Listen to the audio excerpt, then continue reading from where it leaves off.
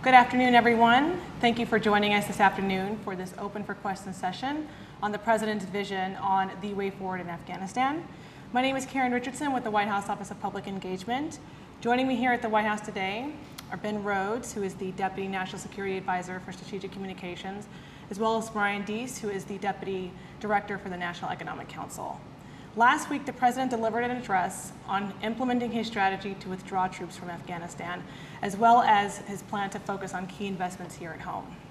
We will be taking your questions live on Facebook throughout the duration of the conversation. However, I think that we will go ahead and start with a few questions that were submitted previously on Facebook, on our White House Facebook page, as well as on whitehouse.gov. The first question is from Jay from Dayton, Ohio.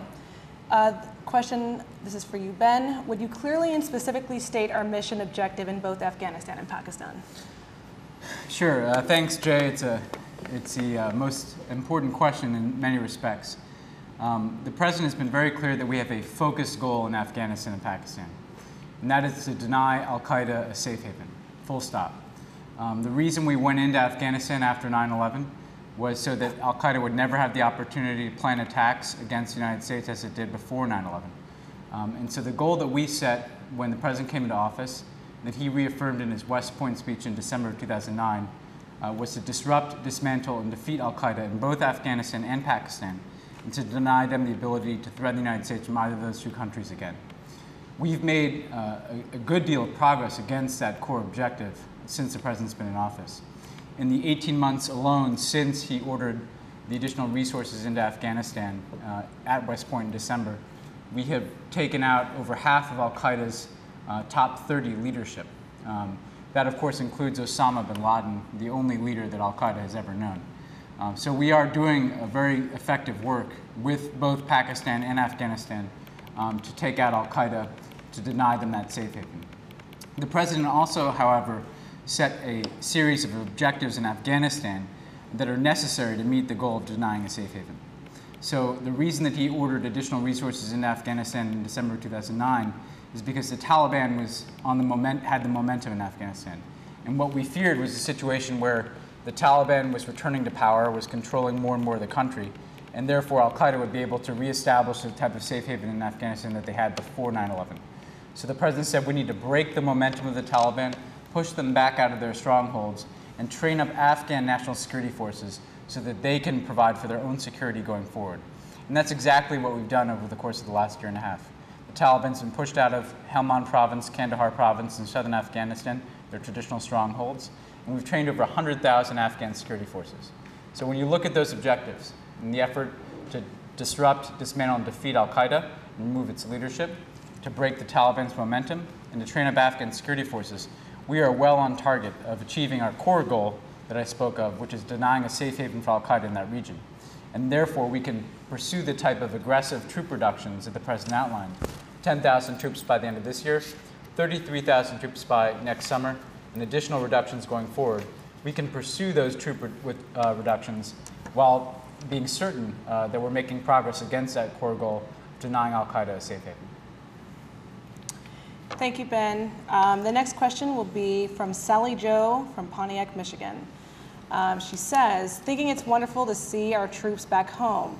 We need our young people back for creativity, building up the economy, their zeal for life, etc. Can we bring back some manufacturing that was outsourced? That's for you, Brian. Great.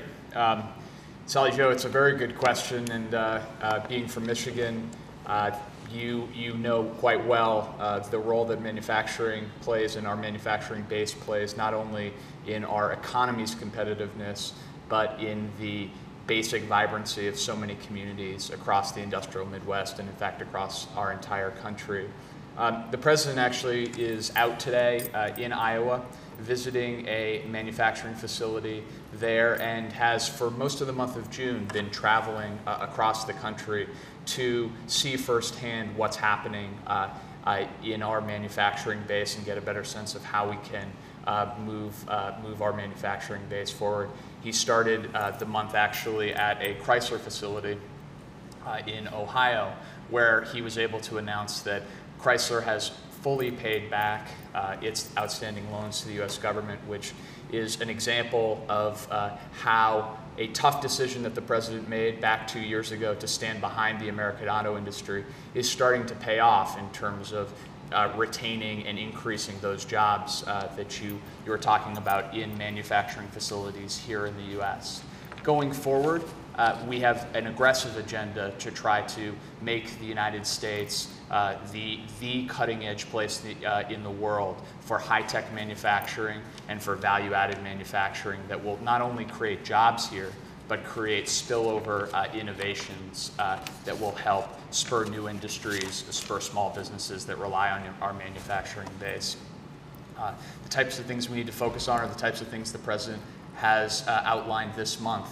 Figuring out how to better train our workers and connect our workers to the actual employers, the manufacturers themselves, to make sure that they're not just getting trained, but they're getting trained for jobs that exist, and we can make that transition seamlessly. Providing more tax incentives for companies to choose to locate their new factories and locate their new facilities here in the United States, particularly in growing industries like clean energy, where we see growth of the industry globally, but we are in a real race across the globe about whether those new facilities and those new jobs will be created here in the United States or not. We've seen some success over the last 2 years in attracting more investment to the United States. We're in a period now for the first time in over a decade where our manufacturing sector is actually expanding and adding jobs, but we've got to build to that momentum, and that's something we're really focused on right now. Thank you, Brian. We're getting a lot of questions about troop numbers. One being, how many American troops will stay in Afghanistan after 2012? Sure.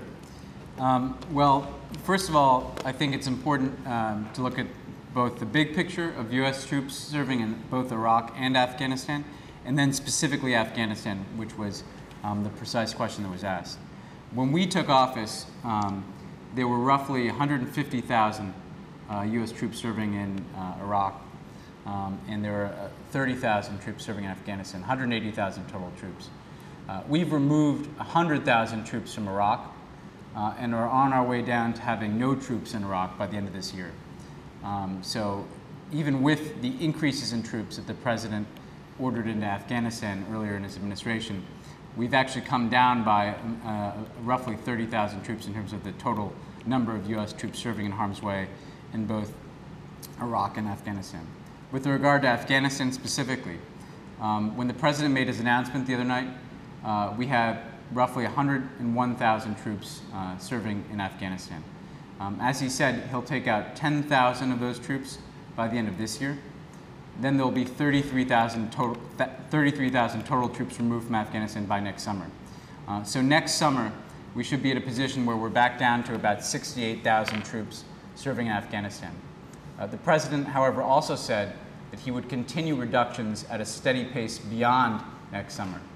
So it's not as if we're going to remove these 33,000 troops and then stop the troop reductions. This is simply an initial phase of a drawdown that is going to continue. So we'll be down to 68,000, but then we'll be coming down at a steady pace beyond that going forward. So I think when we look at the big picture, we will have gone from roughly 180,000 troops serving in Iraq and Afghanistan when the president took office, down to, again, under 70,000 troops serving in both those places next summer, given the planned reductions in Iraq and the planned reductions in Afghanistan. And we'll keep going forward beyond that. So I think the important point here is we're winding down the two wars. Iraq is closer to being concluded, and now Afghanistan is on a trajectory of coming downward and winding down the war as well. But not only are we doing that, we're winding down the two wars from a position of strength, and that in Iraq we've transitioned to Iraqi responsibility for security, and in Afghanistan and Pakistan we've dealt serious blows against al-Qaeda. So I think we can have confidence that we're both ending the wars, but doing so in a way that's going to keep the United States safe, and it's going to accomplish the core objective of why we went into Afghanistan in the first place, which is to bring those responsible for 9/11 to justice and to prevent them from ever having a safe haven to attack us from again. Thanks, Ben. The next question is, do you think there will be a permanent humanitarian military base in Afghanistan? If so, how many troops will need there to maintain the base? It's a good question. What we've agreed to with the Afghan government is that we are going to begin and have begun a process of transition to them. So that currently, heading into this year, the United States and our allies and partners were providing and responsible for security in much of the country. Now what's begun is a process in which we are transitioning different provinces and municipalities in Afghanistan to the Afghan government. The window for that transition to take place begins again this year, and it concludes in 2014. So over the course of that intervening period, we'll be steadily handing over responsibility for security from the international security force that's in Afghanistan to the Afghan government. While we're handing over that and transitioning that responsibility to the Afghans, we'll be steadily reducing our troop numbers as well. That said, the Afghans will be in full lead responsibility for their security in 2014, quite similar to the type of process that we've undergone in Iraq. We've also said that we're going to discuss with the Afghan government what type of support they will need from the international community going forward. And the areas that we are talking to them about providing that support wouldn't include continued combat operations and continued responsibility for security to the United States or to NATO, but rather a support role. So we could continue to provide them with advice and training for their security forces going forward. And we might need to have the ability to conduct counterterrorism operations should we continue to see a terrorist threat coming from that part of the world. So it's a far more limited type of presence than the one that we have today. It wouldn't be permanent. It would just be to continue the type of training and advice that can help the Afghan security forces once they're fully in the lead, and that can make sure that we can protect ourselves through counterterrorism operations if we need to beyond 2014. In terms of the number, this would be a dramatically lower number than the number of troops we have there today. It would be lower, certainly, than the number of troops when the president took office. So we are talking, in the several thousands and not in the tens of thousands, as is the case today. But this is something that we're in discussions with the Afghan government about. It's not just the United States in those discussions, it's NATO, our alliance, and that's the type of thing that we'll be working out between now and the time when the transition is fully complete to Afghan responsibility for their security. Great, thank you, Ben. The next question is from Annette from Memphis. We are in desperate need of infrastructure building and repair. Does the president have any plans to work on these issues which will not only help America, but will put people to work? I think you addressed a little bit of this before, but you can address it again a little bit. Sure. And the issue of infrastructure is one that the president hears a lot about as he travels around the country, the vice president as well. I think it's an issue that is important both for individual communities as well as our national economy. For individual communities, infrastructure is often the difference between whether or not they can, attract a new business to come and invest in their hometown because they can offer better roads, better access to distribution networks. And for our national economy, in a global race for talent and a global race for the jobs and investments of the future, we need to put ourselves forward as a leader, both in physical infrastructure, from our ports to our rails, to our highway system, as well as the new 21st century infrastructure, broadband and wireless networks across the country as well. So the president, starting really with the Recovery Act when we came into it, when he came into office, but also most recently in his last State of the Union, outlined a very broad-reaching plan for how to put the United States back in the lead in terms of having the best infrastructure. A couple of specific components, which Annette, for you may actually be the most relevant. The first is the president has talked about creating a new infrastructure fund. Some people call it an infrastructure bank. And the basic idea of this is simple, is to say, rather than going through and funding infrastructure the traditional way where you fund it by a formula and you fund roads and bridges and others without any accord to their economic significance, let's create a fund that says, let's prioritize what are the projects that are going to have the most regional or national economic significance in terms of attracting investment, in terms of attracting jobs. And then let's fund them not just with government funds, but let's leverage in private dollars so that we are getting more bang for the buck for every taxpayer dollar while also investing in these priority projects. That's an idea that has bipartisan support. There are proposals actually in front of Congress right now, and we're hopeful that we can get something done.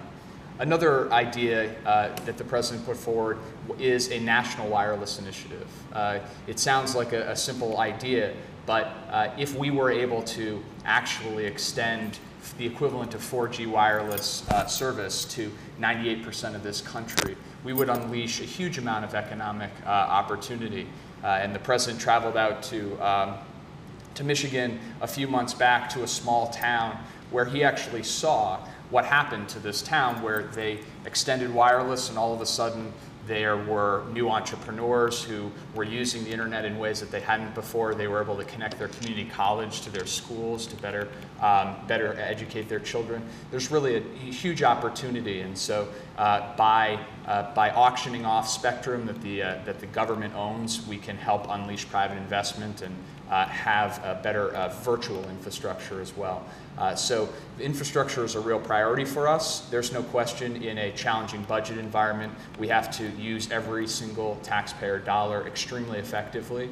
But these types of targeted infrastructure investments, like a bank to leverage private dollars or a national wireless initiative, make a lot of sense and are things that we think we need to prioritize.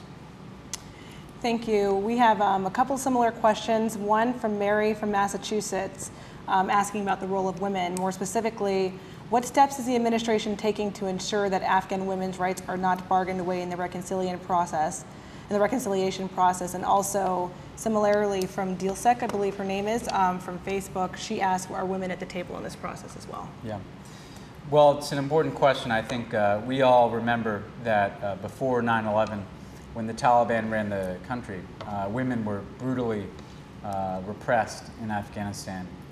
Were not afforded opportunities that they are in just about every other country around the world. We also know that countries that provide rights to women are more successful. They're more likely to be prosperous, they're more likely to be democratic, and they're less likely to have the kind of tensions that we've seen in conflict-ridden zones of the world. So with regard to the reconciliation process, the United States has said that we want to participate in Afghan-led reconciliation, that if the Afghans reconcile, if the Taliban, for instance, is willing to meet a set of conditions, we're open to pursuing a political process that can help end the conflict in Afghanistan. That said, we've laid forth three very clear conditions for how the United States would approach these talks. First, the Taliban would have to renounce violence, essentially lay down their arms. Second, they'd have to break from Al-Qaeda so that they don't have any connections to Al-Qaeda and international terrorism. But third, and this is what relates to your question, they'd have to abide by Afghanistan's constitution.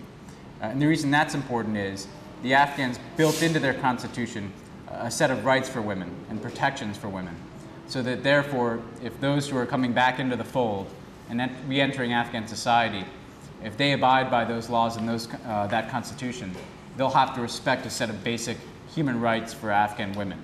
So that condition is the one that ensures that through the reconciliation process, nobody's bargaining away the very hard-fought and hard-earned rights that women have gotten in Afghanistan. Second, the Afghan government has gone out of its way, in certain provinces in particular, to try to extend opportunities to women.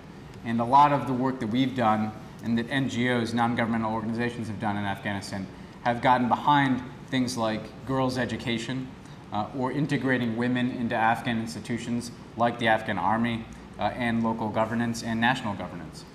And so we believe that we're going to continue to work with the Afghan government to provide additional opportunities for women, to make sure that girls have, again, the ability to get an education in parts of Afghanistan and are being more integrated into Afghan government. And that's not just our initiative. The Afghan government itself has taken that initiative in many places. and is quite proud of some of the progress that's been made.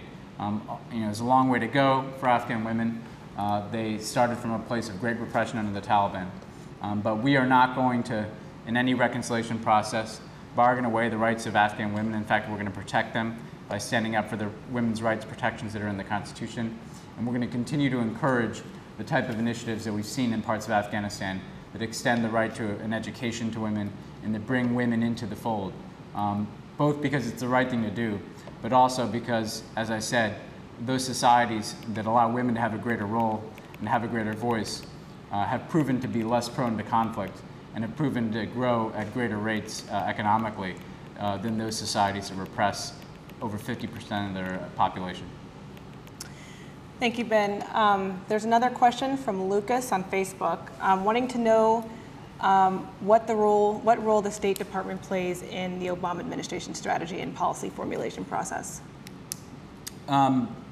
Well, I'd say a couple things. As it relates to Afghanistan and Pakistan, the State Department plays an increasingly important role. And it's somewhat tied to the previous question, but currently we have a policy in Afghanistan that has a very large military component, of course. But as we are ramping down our military effort and drawing down our troops, our diplomacy is going to become even more important.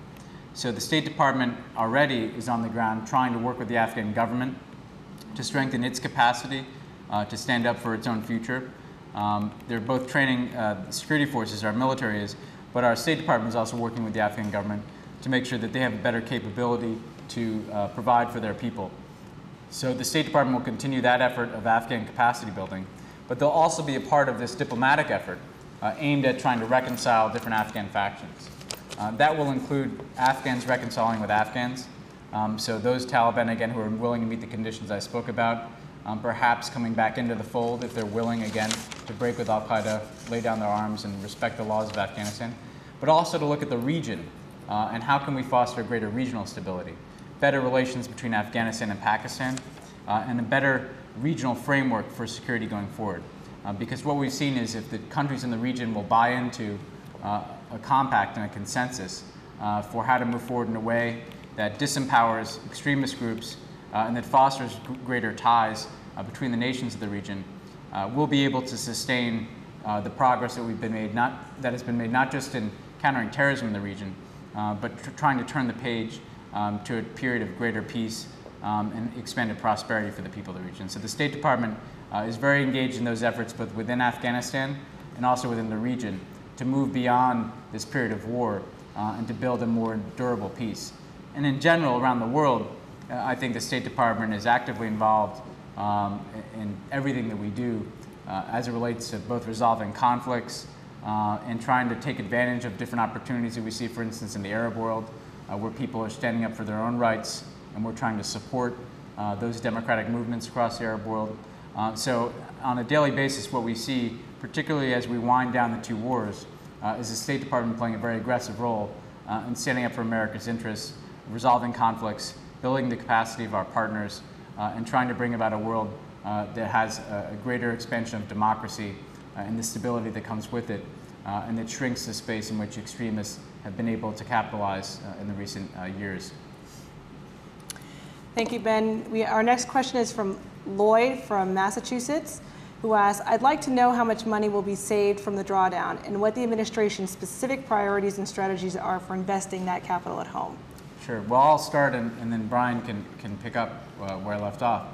You know, the president spoke about this in his remarks the other night, and he spoke about the cost of war. And of course, the cost of war is paid above all by the men and women who fight the wars and their families. And we've had great sacrifice over the last 10 years. There's also a great economic cost that comes with the wars as well. $1 trillion, roughly, has been spent in Iraq and Afghanistan over the course of the last decade. Most of that was under the previous administration. But these wars come with a hefty price tag.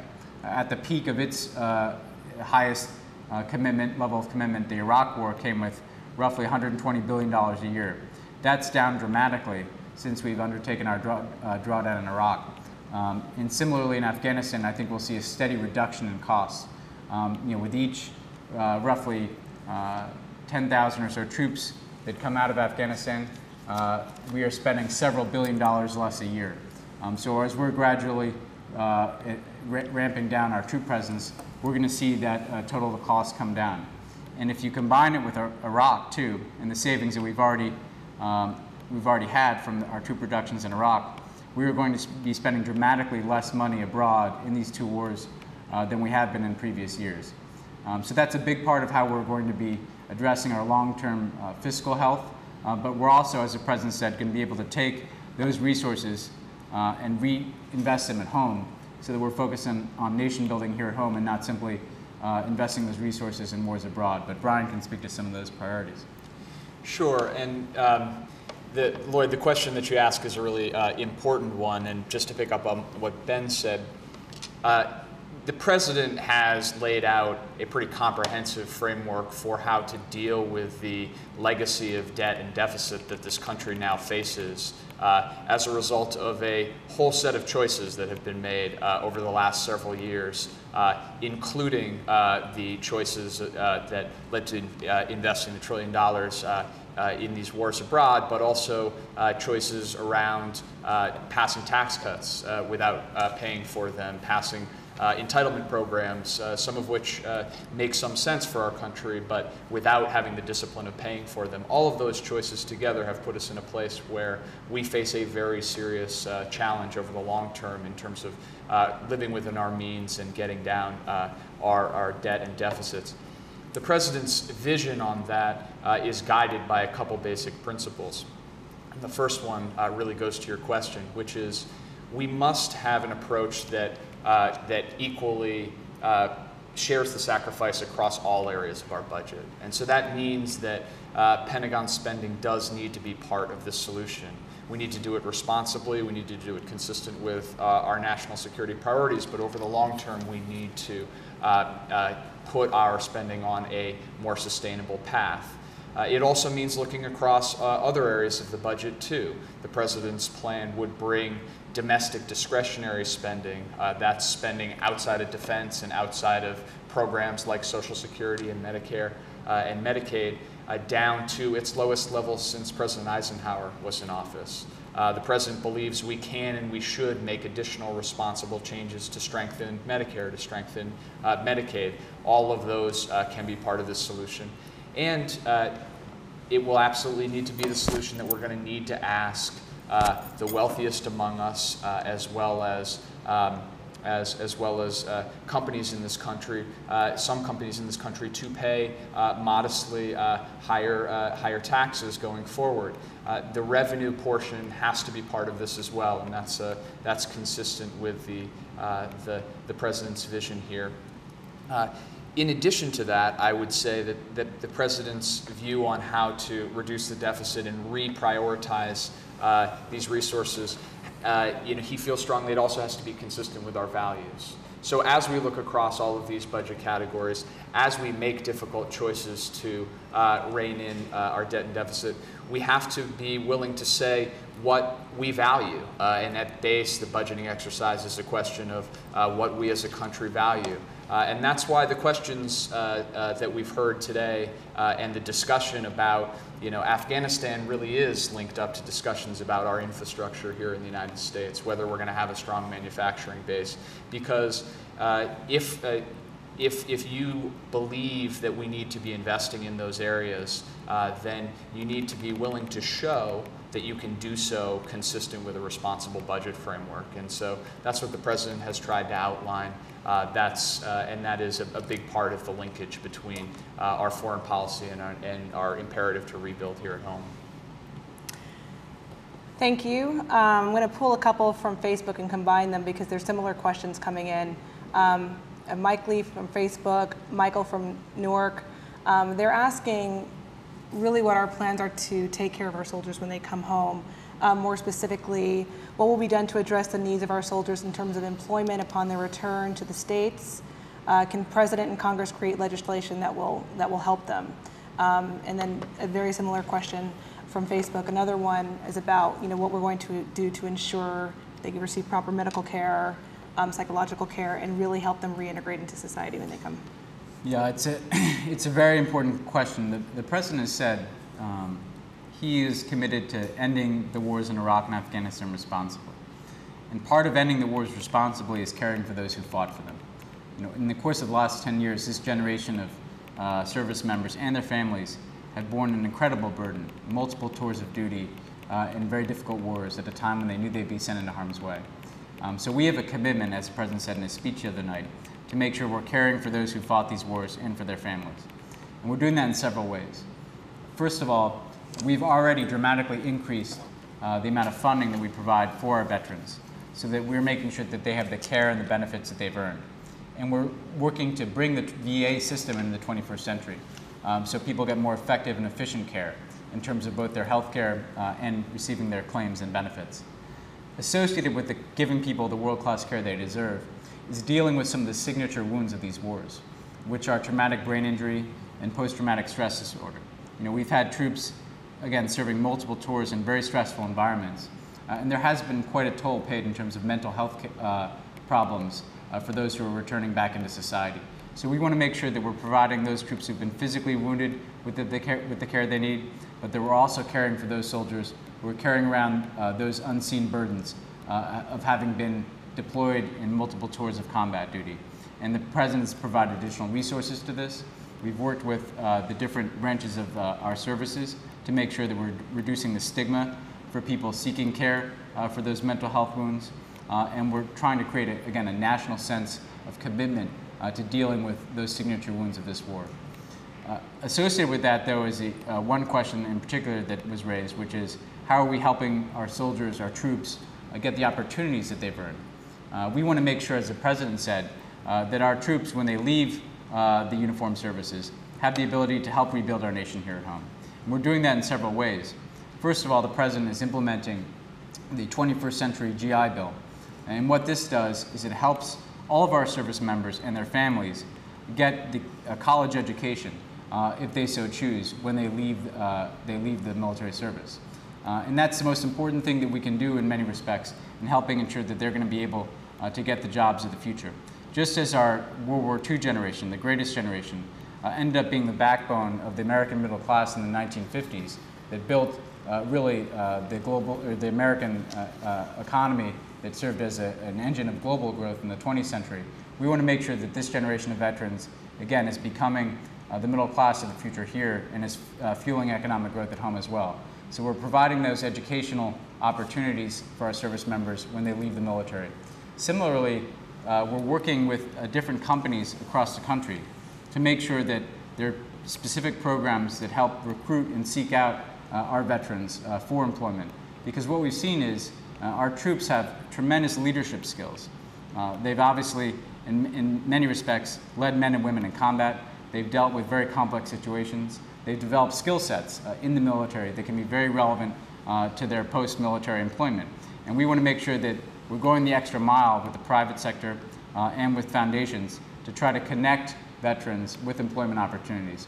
This is something that the First Lady's worked on in some of her military families outreach, and that the President hears from our veterans about frequently, is how can we connect the private sector with those who are leaving the military service. So again, we're committed to making sure that we're providing veterans with the care and the benefits that they deserve, and that we're also opening up those doors of opportunity for them so that they can continue to serve and contribute to American society and the American economy when they choose to leave the uniformed services. Thank you, and I think we'll take our last and final questions. This is from Atik. I apologize in advance for mispronouncing your name, who want you to speak to the stability in the region following withdrawal. And also Elizabeth, who wants to know what will the administration do, what is the administration going to do about the continuing threat of Pakistan? So they're both related questions. Related questions, yeah. I think the President spoke about this in his remarks the other night. And the core point that he made is, in Afghanistan, as in Iraq, we have to recognize that it's not going to be the responsibility of the United States to provide security in the long run. It has to be the responsibility of these governments. It wasn't our goal in going into either Iraq or Afghanistan to keep large armies there indefinitely. We don't have any inherent national interest in having large numbers of troops deployed abroad indefinitely. We went there for a specific purpose, particularly in Afghanistan. We went there to deny a safe haven for al-Qaeda. And so what we want to do going forward is we want to make sure that we're training an Afghan security force that can stand on its own 2 feet, that can defend the country against the Taliban, that can deny safe haven to groups like Al-Qaeda. So in terms of regional stability, a key part of it is undertaking our efforts to defeat Al-Qaeda and take out its leadership, but also to train up an Afghan security force that can stand on its own 2 feet, defend its own country, support an Afghan government that is sovereign and capable of governing and sustaining itself. Secondly, we need to work with Pakistan as well, because as you know, a big part of the Al-Qaeda safe haven moved into Pakistan. And a lot of the success we've had in taking out Al-Qaeda leaders would not have been possible without cooperation from Pakistan. That said, it's a very complex relationship. Pakistan doesn't do everything that we'd like it to do in terms of combating terrorism. The president, as he said when he ordered the raid that got Osama bin Laden, in some instances, we've had to take action on our own in order to defend ourselves. But we'll be much safer, and our great preference is to work with the Pakistanis and to press them to do more to combat terrorism. So I think part of a long-term solution here is having an Afghan government that can stand on its own 2 feet and a Pakistani government that is cooperating with us to defeat the scourge of terrorism that frankly has killed far more Pakistanis than Americans in recent years because the terrorists have turned their own attacks against the Pakistani government and the Pakistani people as well.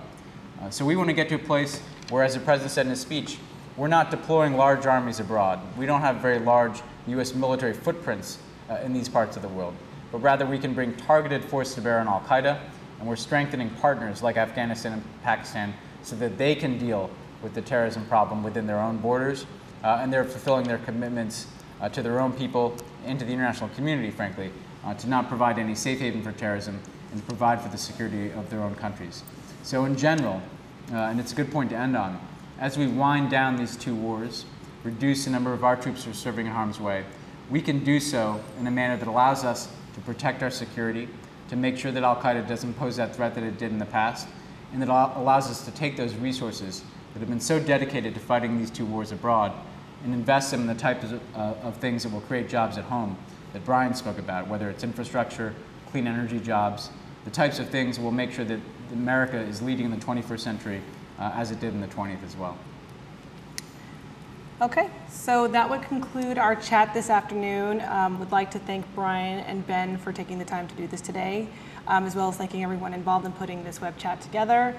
If you have missed any part of this conversation, please be sure to visit whitehouse.gov and you'll be able to find a video of this probably within the next hour. Again, thanks to all of you for participating, and we'll see you next time.